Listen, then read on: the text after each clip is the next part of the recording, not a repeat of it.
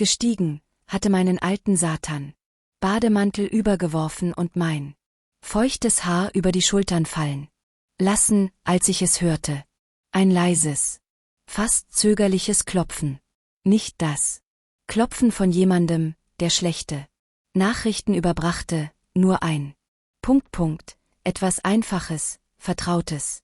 Ich klopfte barfuß über den Parkettboden und erwartete nichts Ungewöhnliches.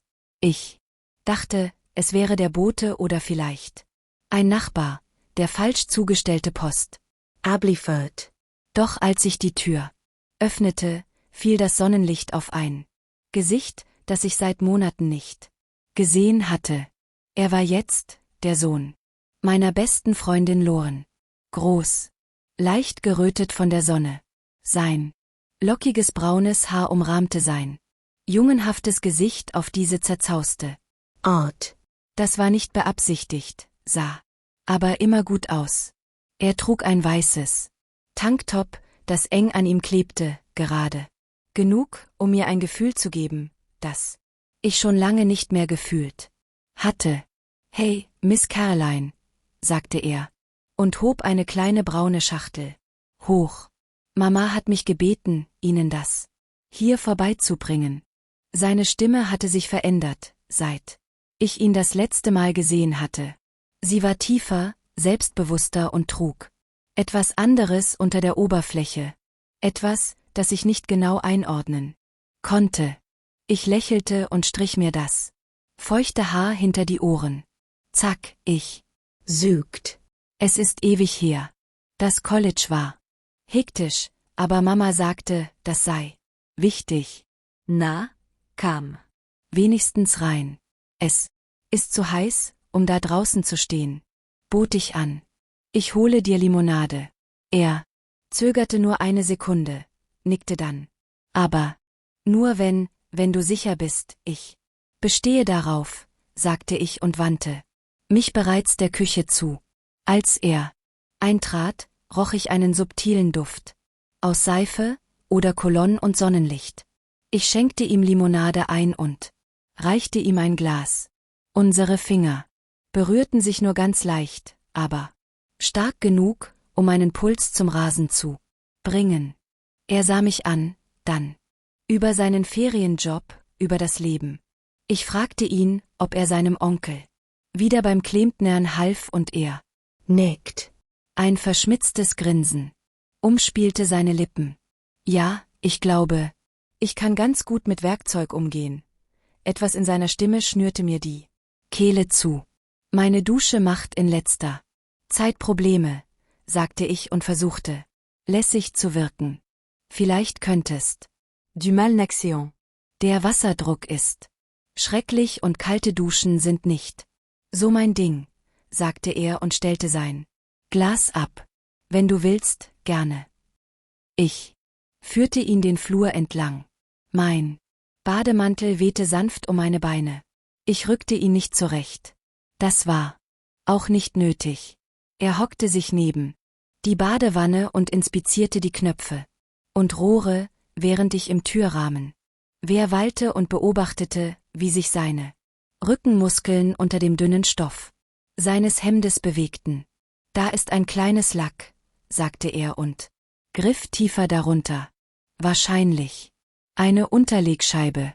Sollte leicht zu reparieren sein. Ich brauche nur ein neues Ersatzteil. Kannst du später wiederkommen, nachdem du das Ersatzteil abgeholt hast? Fragte ich zu beiläufig. Er lächelte.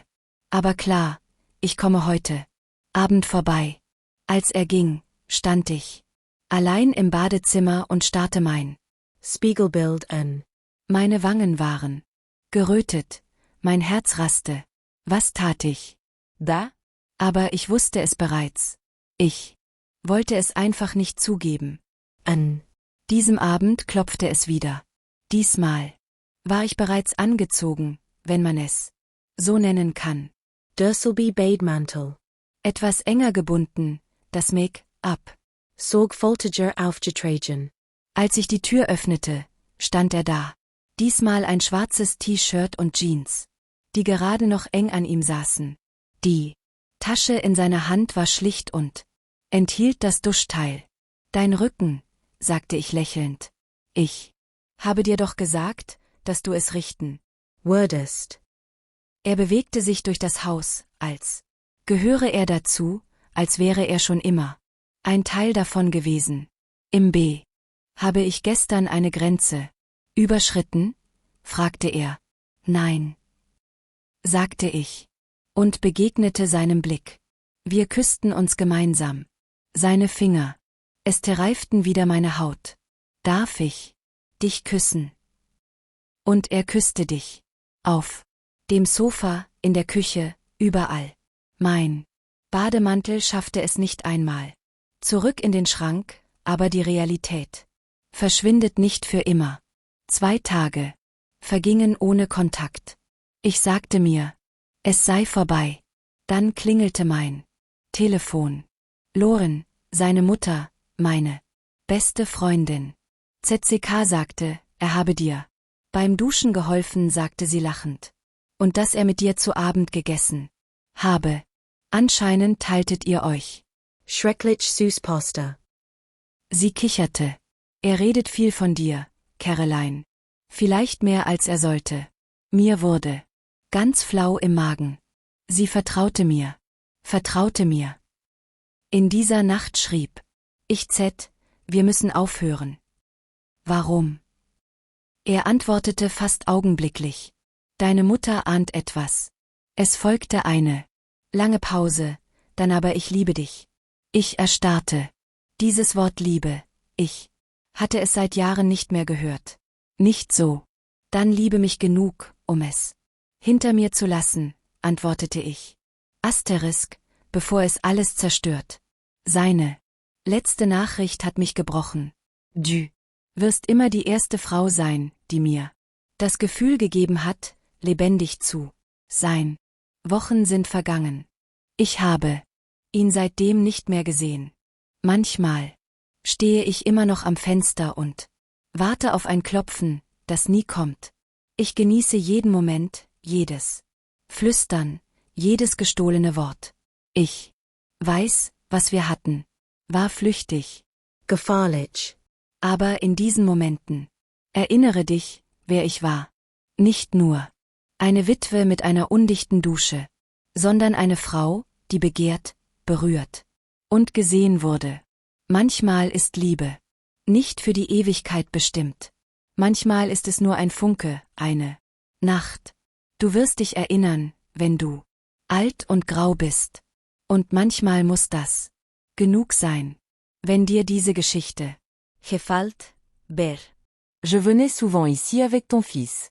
Dit l'on lançait des cailloux et on imaginait comment serait la vie quand on serait grand et maintenant tu es là. Soufflais-je grand, il se tourna vers moi. Son expression indéchiffrable et toi. Aussi toujours toi je ris mais cela sonna plus tremblant que je ne l'aurais voulu. Qu'est-ce que ça veut dire? Ça veut dire que je ne sais pas, peut-être que ça veut dire que je ne t'avais jamais vraiment vu avant aujourd'hui. Ces mots m'atteignirent, un frisson me traversa chaud et profond. Tu as toujours été la maman. Cool, poursuivit-il, mais aujourd'hui tu es plus que ça, tu es réelle, entière et je suis enfin assez adulte pour le comprendre. Je ne savais pas quoi répondre. Le vent se leva portant avec lui l'odeur du printemps et de l'eau du lac. Je regardais l'horizon laissant le moment s'installer en moi. Quand je tournais de nouveau la tête, il me regardait encore. Evan, commençai-je. Mais il m'interrompit doucement. Je ne veux pas compliquer les choses, je voulais juste que tu saches comment je te vois maintenant. Je n'attends rien. J'avais juste besoin de l'exprimer. Son honnêteté me désarma. Il n'y avait ni pression ni attente, juste une ouverture. Et quelque chose en moi s'ouvrit aussi. Silencieusement, comme le premier bourgeon d'une fleur qui ne se rend même pas compte qu'elle est en train d'éclore. Je te vois aussi, murmurai-je. Nous sommes rentrés lentement, nos épaules se frôlant de temps en temps. Quelque chose avait encore changé et cette fois aucun de nous n'a essayé de l'ignorer. Ce soir-là, nous sommes restés près de la cheminée, la voz lueur peignant-nos. Visage d'or, nous n'avons pas dit grand-chose, mais notre silence était rempli de choses ressenties, de choses reconnues, et quand il fut temps de dormir, nous sommes restés dans le Couloir nous attardant dans cet espace et. Entre deux portes bonne nuit dit-il. Doucement bonne nuit Effen il tendit la main effleurant la mienne délicatement. Juste un contact. L'espérait nous avons partagé le petit déjeuner à nouveau comme si c'était une routine comme si nous le faisions depuis des années la conversation a effleuré. Des sujets légers comme sa réunion de l'après-midi la météo au jardin Messou. Tout cela je pouvais ressentir autre chose une nouvelle énergie vibrante que ni l'un ni l'autre ne voulions nommer. Trop tôt alors qu'il préparait ses affaires après le petit déjeuner se préparant à partir pour sa réunion en ville je ressentis une étrange douleur. Dans ma poitrine ce n'était pas de l'amour pas encore mais c'était quelque chose et je n'étais pas prête pour que cela se termine tu reviendras ce soir. Demandai-je espérant que ma voix paraisse décontractée il s'arrêta un me regardant si l'invitation tient toujours. Elle tient alors j'adorerais et comme ça. La journée s'étendait devant moi avec la promesse de quelque chose de plus j'ai passé l'après-midi à nettoyer pas parce que la maison en avait besoin mais parce que j'avais besoin de faire quelque chose de mes mains j'ai changé les draps de la chambre d'amis dépoussiéré les oreillers même s'ils ne les remarqueraient probablement pas puis je suis allé dans le jardin j'ai enfoncé mes doigts dans la terre plantant quelques herbes fraîches la terre était chaude humide apaisante mais même là dans le silence de la brise du bruissement des feuilles et du chant des oiseaux je pouvais toujours le sentir comme si sa présence s'était installée dans la maison elle-même quand le soleil commença à se coucher et que les ombres s'allongèrent je suis entré me suis lavé les mains et changé en quelque chose d'un peu plus d'où un peu plus moi je me suis dit que ce n'était pas un rendez-vous je me suis dit que j'étais juste poli mais au fond de moi je savais que c'était autre chose. Quand il est arrivé il apporta une bouteille de vin rouge sec et un petit bouquet de fleurs sauvages qu'il avait dû cueillir en chemin pour l'hôtesse dit-il. En souriant je les ai prises c'est touchant tu n'étais pas obligé je voulais le dîner était simple poulet. Rôti asperges et riz mais il semblait spécial d'une manière ou d'une autre. Nous avons parlé plus que nous n'avons mangé la conversation glissant de sujets léger à des sujets plus profonds sans effort et puis le vin s'est fait rarer. La nuit est devenue calme il m'a aidé à laver les assiettes manches retroussées. Mains mouillées rayant quand il éclaboussa accidentellement de l'eau sur ma chemise je lui ai lancé un torchon il l'a attrapé ses doigts effleurant les miens le rire s'est dissipé lentement. Remplacé par un doux silence je peux te poser une question dit-il la voix basse. Je hocha la tête est-ce que tu penses un jour recommencer ne pas revenir en arrière mais ouvrir un nouveau chapitre. J'avalis ma salive la question m'atteignit. Quelque part de tendre parfois mais recommencer semble effrayant comme si j'avais manqué la fenêtre je ne pense pas que la fenêtre se ferme jamais vraiment dit-il me regardant dans les yeux on oublie juste qu'elle est encore là nous sommes restés là les yeux fixés l'un dans l'autre sous la lumière tamisée de la cuisine le reste du monde s'effaçant et je savais à cet instant que c'était plus que de la nostalgie plus que de la solitude. C'étaient deux personnes qui se retrouvaient d'une nouvelle manière il s'est approché je ne me suis pas éloigné sa main s'est levée hésitant au début puis assurée effleurant doucement ma joue repliant une mèche de cheveux. Derrière mon oreille le même geste. Simple qu'auparavant mais cette fois il persista je n'ai jamais voulu que ça arrive dit-il doucement mais je n'arrête pas de penser à toi je fermais les yeux. Laissant le moment s'installer en moi. Comme une pluie chaude j'avais essayé de ne pas le ressentir mais je le faisais. Il y eut un silence qui disait tout il ne m'embrassa pas encore il recula. Légèrement laissant de l'espace non par doute mais par respect. Je ne veux pas précipiter ça dit-il et je ne veux pas que tu te demandes jamais. Si ce n'était qu'un moment je hch à la tête moi non plus nous nous dirigeâmes vers le salon le feu crépitant doucement. À accent grave nouveau nous nous assîmes côte à côte. Assez proches pour sentir la chaleur de la présence de l'autre mais assez loin. Pour garder la ligne entre nous claire. Et cette ligne fine et délicate pulsa.